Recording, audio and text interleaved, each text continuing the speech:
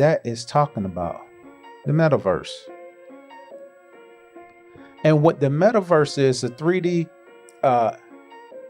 elevation of the online world, which spans augmented reality, unseen virtual, look at that, stimulation in the world around us, as well as much as consumer leisure and social. So what is going on? What is this about?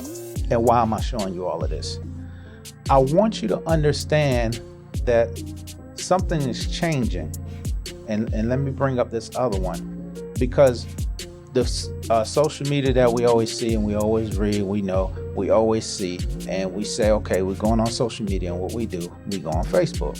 So we get on Facebook, and while we're on Facebook, we're always doing all these things, checking our stats and all that.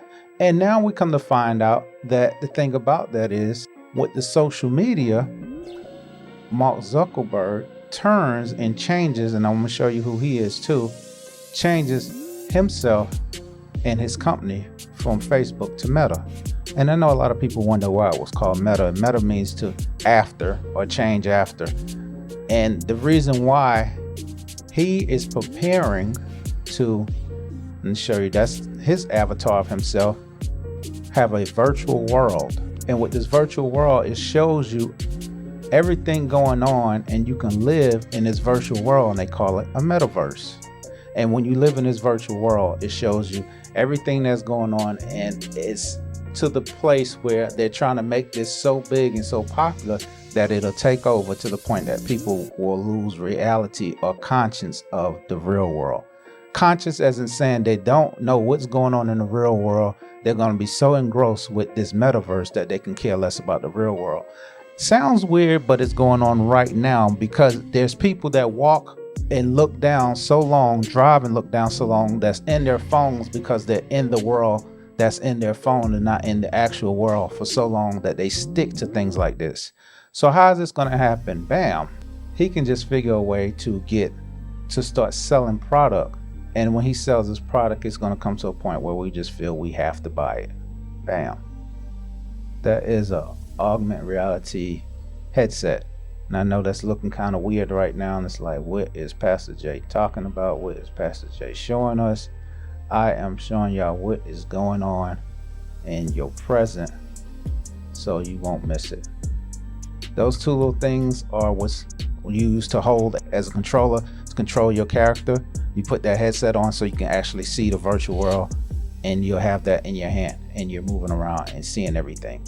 Avatar, which is a picture of ourselves, which is going to be a character, a 3D model looking like a cartoon video game character of ourselves. We have the metaverse, the world that we can go in and socialize and be somewhere anywhere instantly.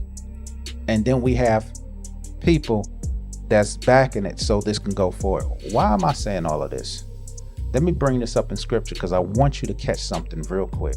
You should know this, Timothy, that in the last days there will be very difficult times. This is Paul talking to Timothy, but what he's doing, he's talking about what's going to happen in the future. He's actually talking about what's going to happen in the church age and the people outside of church, and also talking about life in general. And he wants Timothy to be set and prepared because things are changing. Okay. So he says, for people will love only themselves and their money, and they will be boastful and proud and scoffing at God, disobedient to their parents and ungrateful. They will consider nothing sacred. I've read this before, but I want y'all to catch on to this, because this I'm trying to line all this up so you can understand what's happening. They will be unloving and unforgiving. They will slander others and have no self-control. They will be cruel and hate what is good. Okay, you see that? The next verse says they will betray their friends, be reckless, be puffed up with pride, and love pleasure rather than love God. I'm gonna stop right there. Let's jump over to 1 John 2:16. It says, for the world offers only a craving for physical pleasure, a craving for everything we see, a pride in our achievements and possessions. These are not from the Father, but are from this world. Now, remember we talked about Zacchaeus last Tuesday, him being short. And when we talked about him being short, we were actually saying short, not as in height, because he was short as in height. Literally, he was short. But we fall short, but people don't know that we're short because we're covering it up with so much stuff that we keep going and we lose out, or we follow whatever's new, till we're actually bankrupt spiritually, we're bankrupt physically, and we're bankrupt mentally, because we can't keep up with all this stuff at the same time. So everything lines up to a place, or comes to a head in the gospel, where there's always a time where people forget or don't understand that God is setting things up, that he wants us to have full identity of ourselves and not actually be someone else. And if we ever get to the point that we're someone else, we'll miss what God has for us.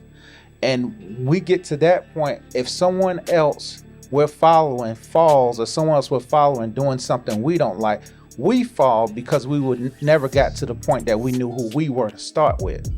That's powerful, because we miss what potential we had in ourselves because we were following someone else's potential, how far somebody else can go.